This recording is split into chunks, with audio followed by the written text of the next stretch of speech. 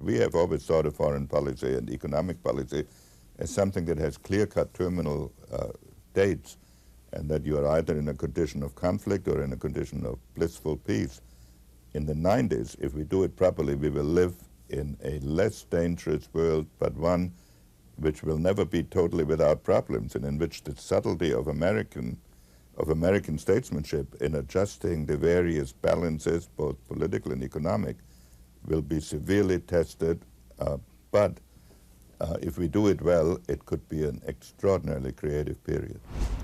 Henry Kissinger defined the world of diplomacy for 2 generations, remaking the geopolitical map of Asia and the Middle East. A Jewish refugee who fled Nazi Germany for the United States, Kissinger returned as a U.S. Army private to serve in the Battle of the Bulge. After the war, Kissinger became Dr. Kissinger when he earned a PhD in political science and then joined the Harvard faculty.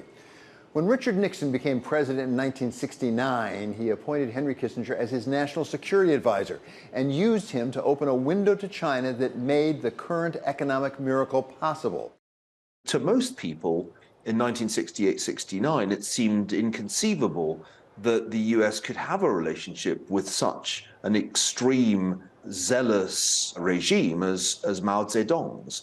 Remember, the Cultural Revolution was in full spate, and most people thought the regime was just nuts. So the very idea of trying to establish a relationship was a minority pursuit.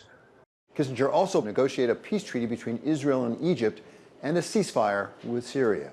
That brought calm to a region that had been upended by wars since the end of World War II. Kissinger also played the lead role in negotiating an end to the United States' involvement in the conflict in Vietnam, which earned him the Nobel Peace Prize in 1973. Dr. Kissinger's role in the world was not without controversy. He was accused of pursuing an illegal military offensive in Laos and Cambodia, as well as playing a role in coups in Chile and Argentina that resulted in repressive regimes. And this is the thing that critics of Henry Kissinger have always struggled with.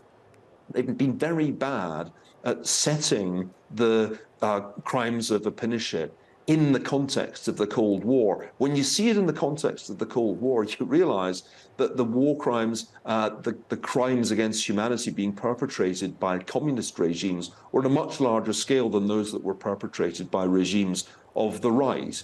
And this is really the important thing one has to bear in mind. Henry Kissinger said, even before he went into government, that foreign policy was very often a choice between evils, and the job was to try to choose the lesser evil. Every president since Nixon turned to Henry Kissinger for advice on foreign policy. He was the author of influential books, from his first on Europe in the wake of Napoleon, published in 1957, up to Leadership, 6 studies in world strategies, published last year.